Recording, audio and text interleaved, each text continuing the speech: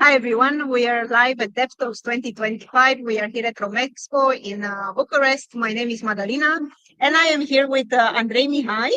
He's a machine learning services engineer at Adobe, and also with Flavius Petruca, software development engineer at Adobe. Thank you guys for joining us today. Thanks, Madalina. How are you? How are you feeling? How was the event so far?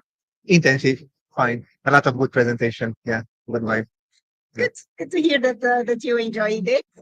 We want to know a little bit more about how life is at Adobe and a bit more information about the company. So we actually prepared a couple of questions for you guys. They're not difficult. You mustn't worry. I'm sure you have the answers. If I may start with you, Andre. Yeah, sure. How does Adobe support learning and development across the teams? Yeah, actually, we can have quite a lot of learning opportunity at Adobe. We have a few long-term programs, like 9 months, 1 year, even 2 years, for people that want to grow in careers or do a career switch. For example, we have program for technical people to become managers. We have a program for technical people to grow even more in the management, in the technical area, to become architect and so on. These programs were initially designed here in Bucharest, but after that, they expanded to the entire company. And also, in addition to this program, we have a lot of opportunity to grow with resources external of the company. We have access to all the learning platforms like O'Reilly, LinkedIn Learning. We have a budget like $1,000 per employee per year to go to conferences, to take certification. For example, me and Flavius took a certification last year from this budget. Also, we have a $10,000 per year budget for something more complex like an MBA that you want to take.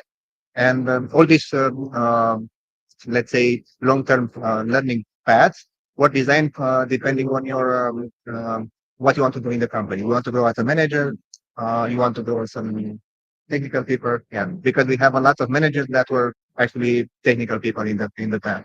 Yeah. Okay, that sounds really good. If I can turn to you, Flavius, because I don't want you to sit there just bored, yeah, listening. How has your journey evolved since joining Adobe? Well, Adobe was basically at the start of my career. I joined Adobe 3 years ago. I'm turning 3 years in July. I started as an intern, and it's been quite a challenging journey.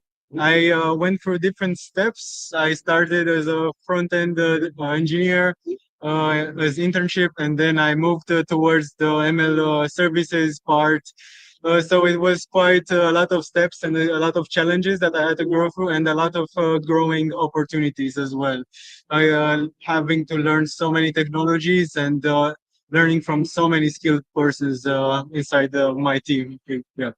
So it looks like you're enjoying it. Yes. Despite or in spite of It's the great. challenges and everything. Challenges are an advantage, I find. There are a lot of opportunities by having challenges. You grow yourself constantly. Like having the opportunity to be here, it's also a growth opportunity. Andrei, what's one key takeaway that you hope attendees will remember from your talk? Yes, so we try to make the presentation as relevant as possible with the current state of the machine learning. And of course, the main idea of the machine learning is how to use efficiently the GPUs. And we try to make it not very technical, but not very non-technical. And the main takeaway is that in order to make your GPU usage efficient, you need to apply some advanced Kubernetes strategy and auto-scaling strategies. And we try to detail a little bit what those strategies were. But the main takeaway from the presentation is the fact that, in general, when you pay for hardware resources in the cloud, you just pay as you go. You consume more resources, you pay for more. For GPU, it's not like that. GPUs are very expensive. The company has a fixed budget, and you take this fixed budget of GPUs and you try to use them as efficient as possible. And we try to explain a little bit how we try to efficientize this GPU usage inside the tool. Yeah. That sounds really cool. Obviously, if I come back to you, How do you see the role of developers in the say next decade? Yeah, that's a great question. As daily there are new technologies that arrive and new AI challenges, and I think that the role of developers it's still trying to be understood right now. Uh, we are trying to see what we can give to AI to solve for us, and where we can head towards to.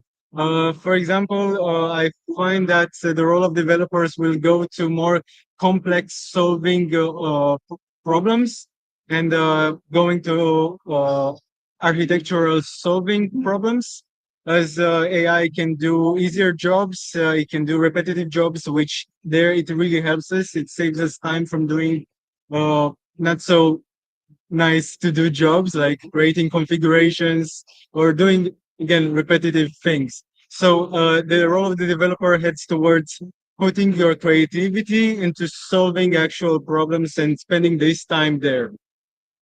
Okay. I propose that we save this, what you just said, and we come back in 10 years and then we check if you're right. Yes.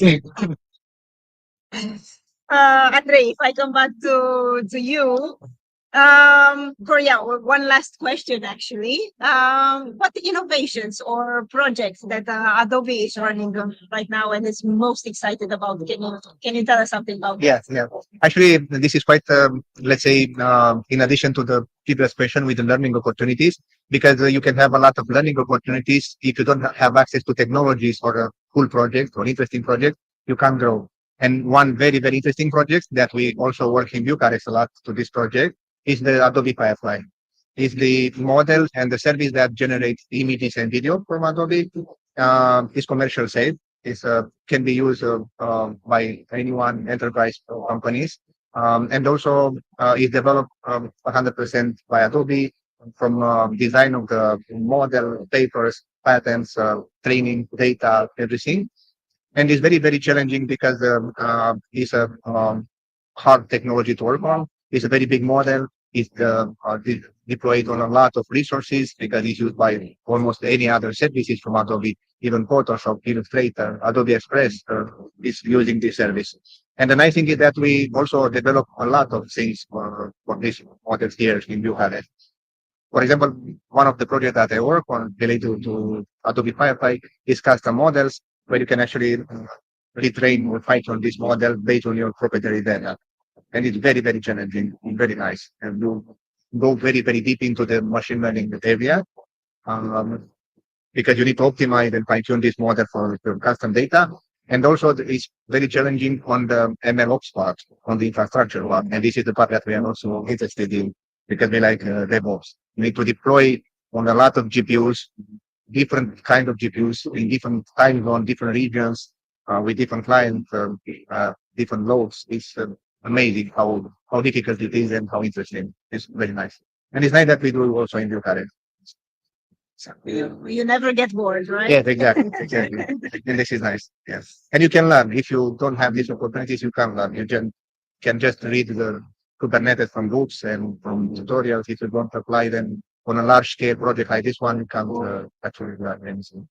Thank you so much. Thank you very much. Guys, Thank you. for all my questions. It was really a pleasure to have you here, and I hope you enjoy the rest of the event. Yeah, we'll go to something. Great to meet you. Have a Thank nice you. day, guys. You too. See you soon. Bye. Bye.